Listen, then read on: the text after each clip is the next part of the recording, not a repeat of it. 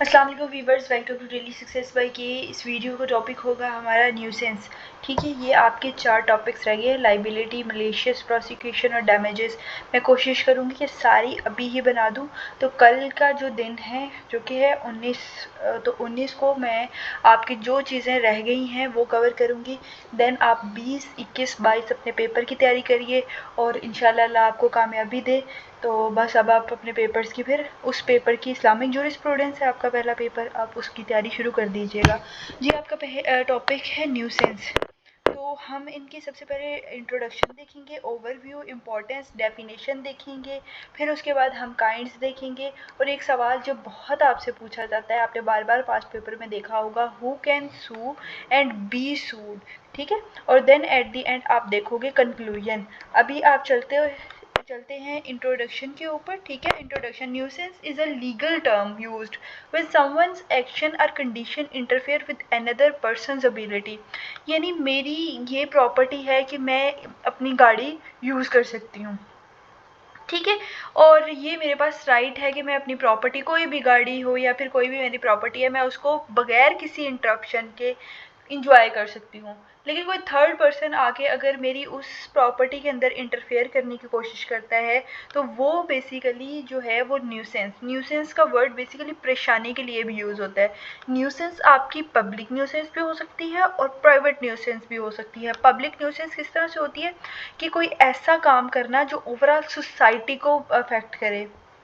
जिस तरह अगर आप एक सोसाइटी के अंदर जोहर टाउन ले लो, जोहर टाउन के अंदर आप कोई एक ऐसी फैक्ट्री बनाते हो जो बहुत ज़्यादा पोल्यूशन क्रिएट करता है। ठीक है, और वो कंपनी बहुत ज़्यादा पोल्यूशन क्रिएट करेगी तो ओवरऑल सारी सोसाइटी के लिए, तो सोसाइटी के अंदर रहने वाले सब लोगों के लिए वो बुरी है। This is public nuisance.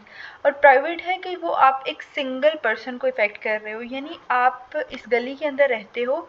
ठीक है, और उसके बाद अब आप यहाँ पर कोई ऐसा काम करते हो कि आपके सामने वाला घर वाला परेशान होता है, या फिर आप रात को तेज़ म्यूज़िक में रोज़ गाने लगा देते हो, जो आपके हमसाया है वो बेचारा सुकून से सो नहीं सकता। अब ये उसकी पब्लिक प्रॉपर्टी है, ये उसका पर्सनल एबिलिटी है, ये उसका राइट है कि वो अपना होम कंफर्ट को एंजॉय करें। लेकिन अगर हमसाए बहुत तेज़ वॉल्यूम में गाने बजाते रहें तो ये आपके खलल होगा आराम में। दिस इज़ न्यूसेंस और दिस इज़ प्राइवेट न्यूसेंस।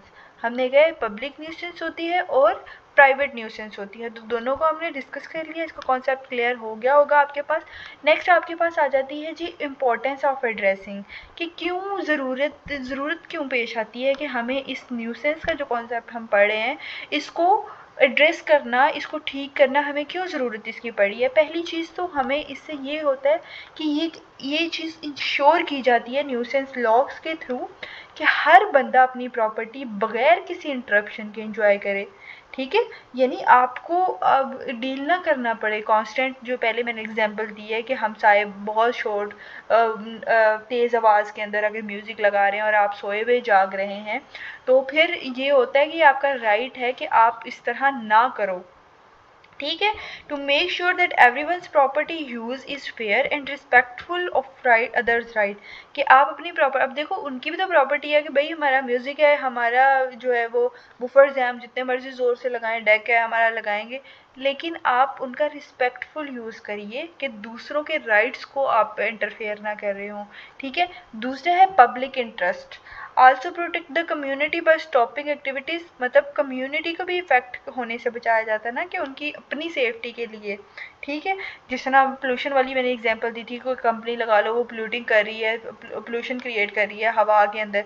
ठीक है, तो किसी का भी जो है वो सबका नुकसान हो रहा है, तो ये एक पब्लिक इंटरेस्ट है। अगर हम देखें डेफिनेशन, तो एक है, आप इंट्रो हो गया, आपको समझ आ गई न्यूसेंस क्या होता है। अब हम देखेंगे जनरल डेफिनेशन और आपकी legal definition. Nuisance is any action और सिचुएशन दैट डिस्टर्ब्स और harms a person enjoyment of their property. यही चीज़ हमने ऊपर पढ़ी है कि इंसान अपनी प्रॉपर्टी, पर्सनल प्रॉपर्टी को इजीली यूज़ नहीं कर पा रहा है। फिर उसके बाद दूसरा है इन लीगल टर्म, तो लीगल टर्म के अंदर आप ये डेफिनेशन लिखोगे।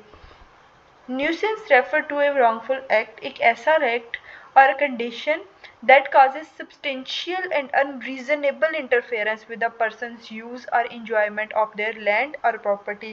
की पॉइंट इसके अंदर आप देखो तो कौन सा है, substantial interference, मतलब आप किसी इंसान जो अपनी कोई भी इंसान अपनी प्रॉपर्टी को जो यूज़ कर रहा है, आप उसके अंदर सब्सटेंशियल इंटरफेरेंस कर रहे हो, सिग्निफिकेंट इंटरफेरेंस कर रहे हो, और जो आप इंटरफेरेंस कर रहे हो वो कोई छोटी मोटी नहीं है, वो रीज़नेबल है और बंदा उससे तंग है।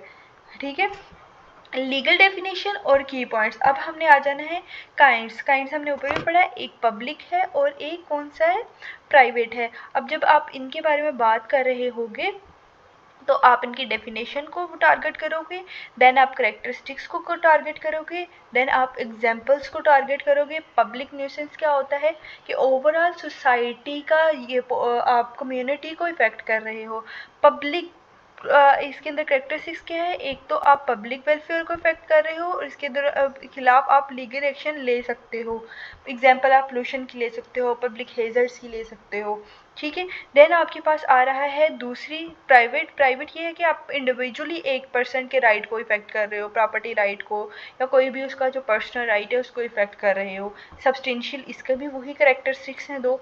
ठीक है, एग्जांपल्स आप हमसाया वाली एग्जांपल दे सकते हो, या अगर आप ये देना चाहो ये भी दे सकते हो, अपनी मर्जी से एग्जांपल्स दे सकते हो, आपको बस कॉन्सेप्ट का पता होना चाहिए। ठीक है, अब बहुत ज़्यादा पूछने वाला सवाल कि कौन सू कर सकता है और किसको सू किया जा सकता है। ठीक है, private nuisance directly affected individual. ठीक है, मतलब वो लोग कर सकते हैं जो डायरेक्टली इफेक्ट हुए हों। ठीक है, क्राइटेरिया उसके लिए भी है। क्राइटेरिया क्या है अब उसके लिए कि सब्सटेंशियल इंटरफेरेंस हो और रीजनेबलेंस हो। ठीक है, मस्ट बी रीजनेबल कि कितना जो है वो कंडीशन वर्स है। लीगल स्टैंडिंग, लीगल स्टैंडिंग का मतलब क्या है, द पर्सन हु ओन्स और rents the property affected by nuisance has the, मतलब जो भी बंदा उस प्रॉपर्टी को ओन कर रहा है, या आप कहीं रेंट पे रह रहे हो ना, तो आपके साथ वाला हमसाया अगर आपको तंग कर रहा है तो भी आप उसके खिलाफ बोल सकते हो, आपके पास राइट है। ठीक है, लिमिटेशंस कौन सी है कि जिन जिन केसेस के अंदर ये सिचुएशन लीगल स्टैंडिंग अप्लाई नहीं होती वो कौन सी है, या तो कोई बिल्कुल स्मॉल ओकेजनल डिस्टर्बेंस है। ठीक है, उस केस के अंदर आप ये चीज़ें अप्लाई नहीं कर सकते हो, या फिर अगर आप किसी घर आपने रेंट पे लिया है और आप पहले से आके वो घर देख के गए हो, उसका इन्वायरमेंट देख के गए हो और आपने देखा कि हर चीज़ जो है वो बहुत ज़्यादा जो है वो ख़राब है, तो फिर भी आप आके बाद में उसकी जो है वो अगर शिकायत कर रहे हो तो ये आपकी गलती है, ये लिमिटेशन है, इसके अंदर नहीं लगेगी। एक तो हमने बात कर ली है कौन सी, प्राइवेट। ठीक है, और अब पब्लिक की बात कर लेते हैं। एक तो गवर्नमेंट अथॉरिटी जो पब्लिक इंटरेस्ट को करती हैं इशू, और फिर उस केस के अंदर अक्सर जो है वो गवर्नमेंट बॉडीज या एजेंसीज वो सू कर सकती हैं। ठीक है, इंडिविजुअल्स विद स्पेशल इंटरेस्ट जो हैं, जैसे ऑर्गेनाइजेशंस होती हैं, वो कर सकती हैं। फिर उसके बाद है हु कैन बी सूड, जिसको सू किया जा हो सकता है। ठीक है, जिसको आप करोगे, एक प्रॉपर्टी ऑनर को सू कर सकते हो, दूसरा उसके अंदर रहने वाले जो लोग रेंट कर लेते हैं या लीज प्रॉपर्टी है वो उनको कर सकते हो, बिजनेसेस को कर सकते हो, लैंडलॉर्ड्स को कर सकते हो। अगर इन्हीं चीज़ों पे हम आ जाएं, पब्लिक न्यूसेंस के अंदर कौन से हैं, तो वो आपके पास इंडिविजुअल्स और एंटिटीज़ होंगी, गवर्नमेंट बॉडीज़ होंगी, प्रॉपर्टी मैनेजर्स होंगे।